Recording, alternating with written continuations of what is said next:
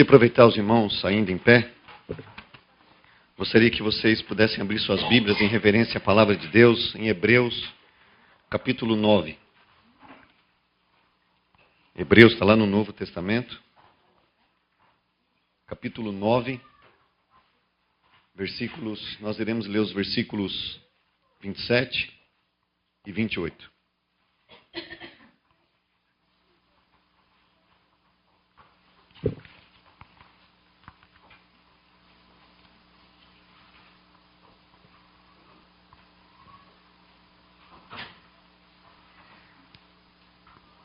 A palavra de Deus diz assim: E como aos homens está ordenado morrerem uma vez, vindo depois o juízo,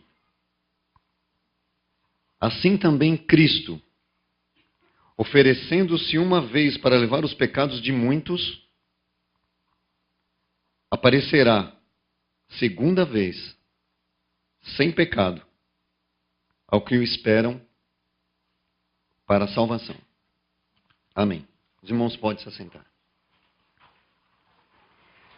Quero externar aqui meus agradecimentos ao conselho dessa igreja por estar orando por mim essa semana. Que Deus possa abençoá-los ricamente e quero agradecer essa oportunidade porque é um momento muito especial na minha vida. Um momento de muita responsabilidade. Então, Deus proverá todas as coisas. Eu queria, nessa introdução, na nossa reflexão nessa noite, contar uma história verídica. Aconteceu há 2 semanas atrás, sobre um naufrágio, um menino que caiu no mar Mediterrâneo. Eu vou contar essa história para vocês vão gravar isso na memória.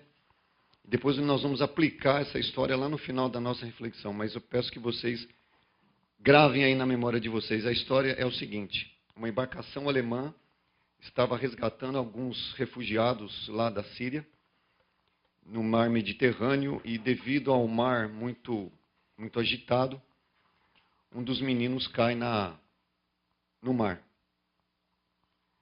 Devido à sua agitação, todo aquele afobamento, ele com certeza, olhando esse cenário, ele não iria se salvar.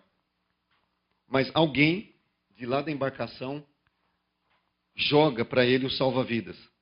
Vocês conhecem o salva-vidas, né? Aquela boia gigante, quadrada ou redonda. E esse menino se agarra nessa boia de tal forma que salva a vida dele. E alguém está puxando a corda. Na filmagem, no vídeo, não aparece quem está puxando, mas o cenário é esse. O cenário é esse menino agarrado a esse salva-vidas. E ele vai se aproximando na embarcação, até que alguém puxa ele. Então, muito bem, guardem isso. E nós vamos agora para o nosso texto lido. A carta de Hebreus, né? Hebreus é um outro nome dado aos judeus, foi direcionada para pessoas que estavam dando as costas para Deus, após experimentarem as bênçãos da conversão. Na verdade, os primeiros crentes judeus estavam voltando às práticas antigas, a fim de escaparem da crescente perseguição do Império Romano. Essa carta é uma exortação. São 13 capítulos, que ao lermos com mais atenção, você pode reparar que passa a ser um sermão a todas as pessoas, a todos os hebreus que estavam na região. Estavam desistindo de seguir o caminho e querendo voltar às práticas antigas, porque a perseguição estava voltada para os que estavam no caminho, para os cristãos. O autor sagrado menciona continuamente, nesses 13 capítulos, a superioridade de Cristo, tanto de sua pessoa, quanto do seu trabalho ministerial. Esses versos que nós lemos que acabamos de observar aqui, o autor nos chama a atenção para alguns pontos fundamentais do Evangelho, que foi anunciado nos primeiros séculos e ecoam no nosso tempo. Eu vou ler novamente os versículos 27 e 28 de Hebreus. Cada pessoa tem de morrer uma vez, e só depois ser julgada por Deus. Assim também Cristo foi oferecido uma vez em sacrifício para tirar os pecados de muitas pessoas. Depois, ele aparecerá pela segunda vez, não para tirar o pecado, mas para salvar as pessoas que estão esperando por ele.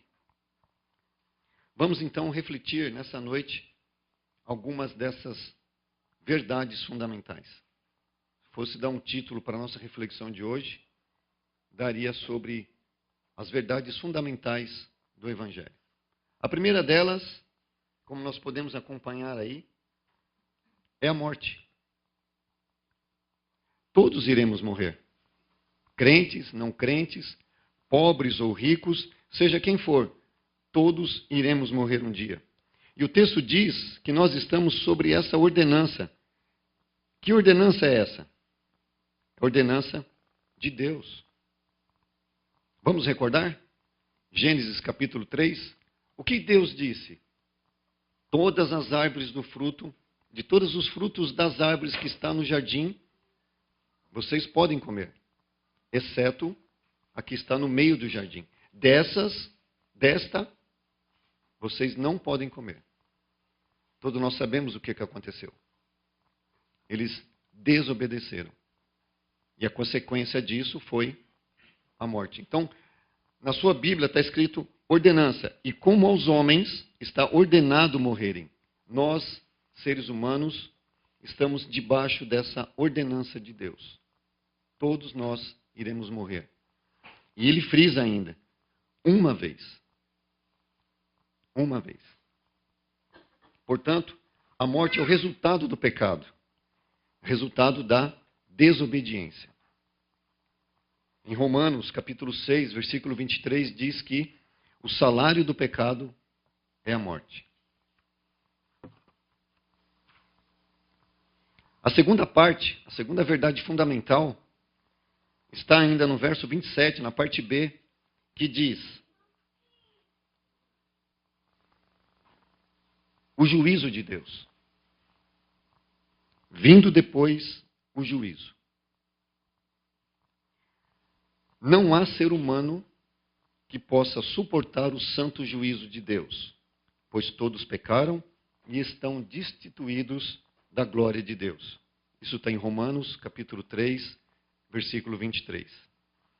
Somos uma raça de desobedientes, não há nada que possamos fazer para merecer as misericórdias de Deus, humanamente falando.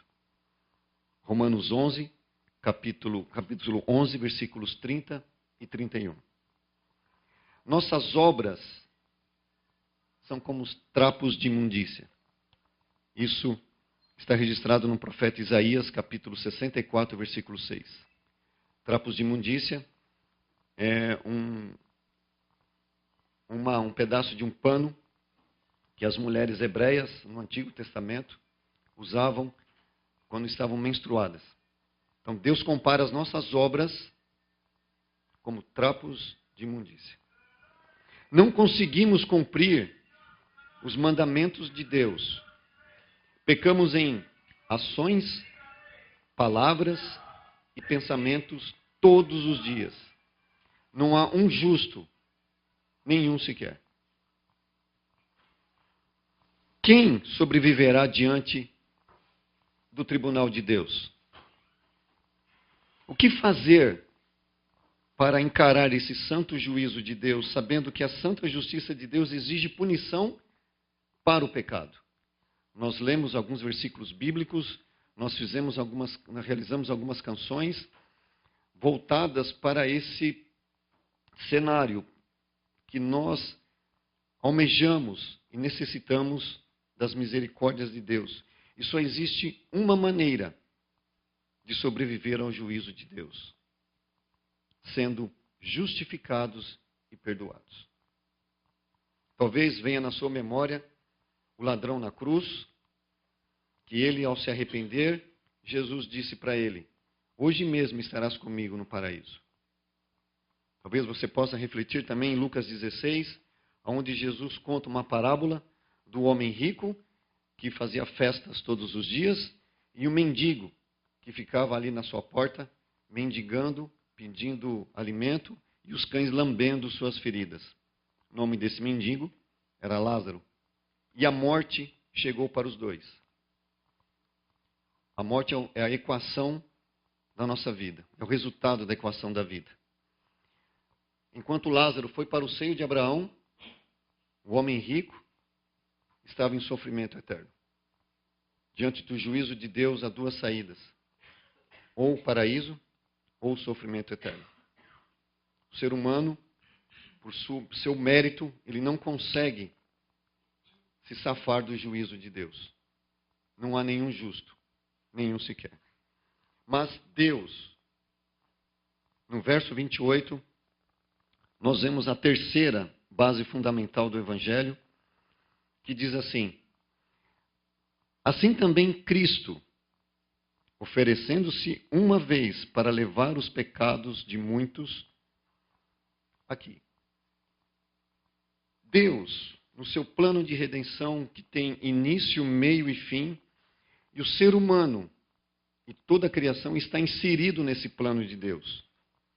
Lá na eternidade, antes de existir o tempo, antes de existir todas as coisas, partiu de Deus nos amar. No seu infinito amor, inexplicável, imensurável, amou o mundo de tal maneira que eu e você somos alvo do seu amor. Existe um versículo muito conhecido na Bíblia, creio que todos sabem de cor, que é o João 3,16, que diz, segundo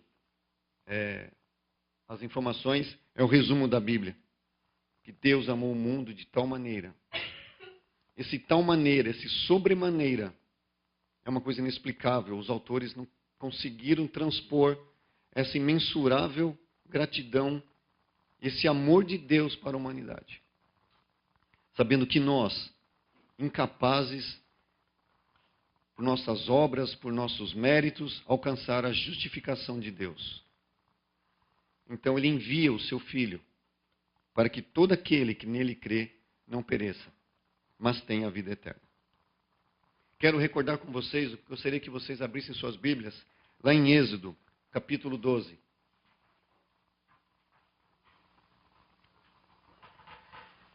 Enquanto vocês leem com os olhos, mas eu sei que estão prestando atenção aqui no que eu estou falando, é um cenário onde Moisés e Arão recebem uma ordem para sacrificar um cordeiro e que as famílias comam junto. Famílias pequenas se ajuntem com famílias pequenas, se juntem, comam do cordeiro, mas o sangue do cordeiro é passado nos umbrais da porta. Para que quando o anjo da morte passasse, ele passasse por cima da casa, onde a morte não estaria naquela casa. E esse cordeiro que representa a vida para aquelas famílias, nos remete ao Evangelho de João, capítulo 1, versículo 29, onde Jesus veio para ser batizado e João o reconhece de longe e exclama: eis o Cordeiro de Deus que tira o pecado do mundo. João identificando assim o plano de Deus para a redenção. Jesus foi o único ser humano, a divindade e a humanidade de Jesus, que viveu na terra e que cumpriu toda a lei, sem pecar. Ele levou consigo toda a nossa culpa. Onde? Na cruz. Isaías 53 é um capítulo muito significante para nós, onde diz que todo o capítulo, se refere a Jesus. Isaías escreveu esse capítulo 750 anos antes de Cristo. Um dos trechos diz assim: foi ferido por nossas transgressões e esmagado por causa das nossas iniquidades. o castigo que nos traz a paz estava sobre ele. O sangue de Jesus nos purifica de todo pecado. 1 João, capítulo 1, versículo 7, nos traz essa informação. E por ele ter cumprido a sua missão lá no Calvário, ter suportado toda a dor, ter suportado todo o sofrimento, ele passou por isso, ele morreu e ressuscitou ao terceiro dia. E todo o mérito que Deus deu a Jesus foi toda a justiça e todo o poder. Romanos, capítulo 8, versículo 17, relata isso. E por Jesus ter recebido esse mérito, por seu amor aos seus, por sermos co-herdeiros de Jesus, em seu infinito amor, esse mérito que ele recebeu, ele doou aos seus. Gostaria que vocês abrissem suas Bíblias em Efésios, capítulo 4, versículo 8. Quero ler isso com vocês nessa noite. Efésios, capítulo 4, versículo 8. Por isso foi dito, subindo ao alto, levou cativo o cativeiro e deu dons aos homens. Ora, isso lhe subiu, que é, senão que também desceu às partes mais baixas da terra, aquele que desceu é também o mesmo que subiu muito acima de todos os céus para cumprir todas as coisas. Portanto, o mérito que Jesus recebeu de Deus, ele agora nos doa. Meus pecados, seus pecados, foram todos lançados em Jesus. O assassino não sou mais eu, é Jesus. O ladrão não sou mais eu, é Jesus. Ele foi moído pelas nossas transgressões. Portanto, quando ouvimos o Evangelho, que é o poder de Deus, e aceitamos a Jesus como nosso Senhor e Salvador de nossas vidas, no ato da conversão, somos justificados. Essa é a única maneira de sobrevivermos ao santo juízo de Deus. Agora, partindo para a quarta verdade fundamental desse texto que nós lemos, que é a segunda vinda de Jesus. Olha o versículo 28 que diz: assim também, Cristo foi oferecido uma só vez pelo sacrifício para tirar os pecados de muitos. Depois ele aparecerá pela segunda vez. Não para tirar os pecados, mas para salvar pessoas que estão esperando por ele. Essa canção que foi cantada aqui por último, eu acredito, uma canção que fala muito aos nossos corações, porque ele vai voltar. Jesus vai voltar. Agora não para tirar o pecado, porque isso ele já fez lá na cruz, mas para aqueles que o aguardam para a salvação. Pois sabemos que não há aqueles que não querem. Aquele que crê em Jesus Cristo como Senhor e Salvador de sua vida e está arrependido de seus pecados, esse está aguardando para a salvação.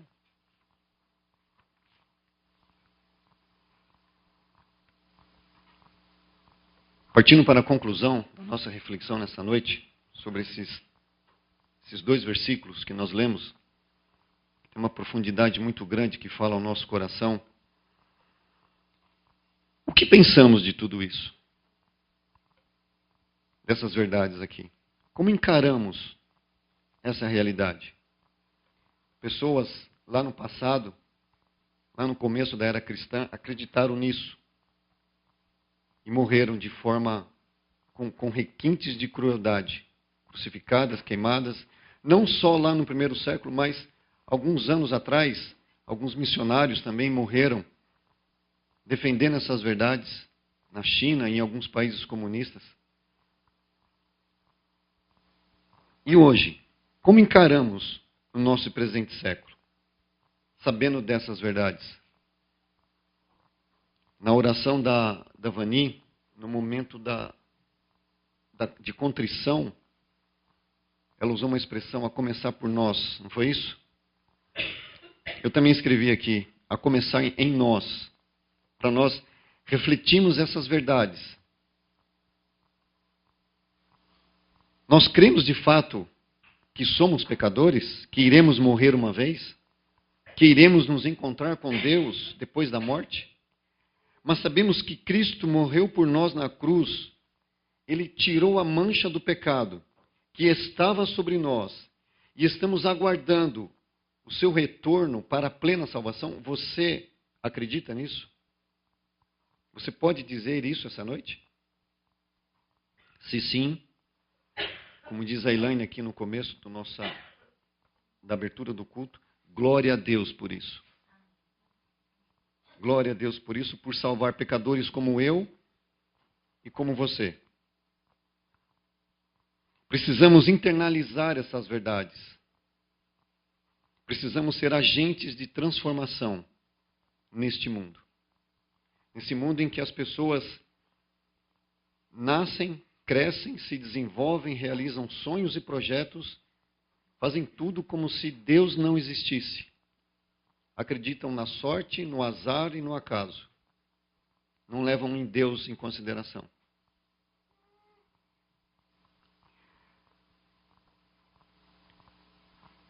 Convido a você a crer de fato em Jesus Cristo, o Filho de Deus, se arrepender e buscar enquanto se pode achar. Diz o profeta Isaías no seu capítulo 55, versículo 6. Porque só existe um caminho para a salvação. Não são todos os caminhos que levam a Deus. Não há outro mediador entre Deus e os homens, a não ser a Jesus. 1 Timóteo capítulo 2, versículo 5. E aqui fica uma reflexão para nós. Será que estamos preparados para essas verdades? Será que temos consciência da brevidade da nossa vida? Confiamos plenamente em Cristo para a vida?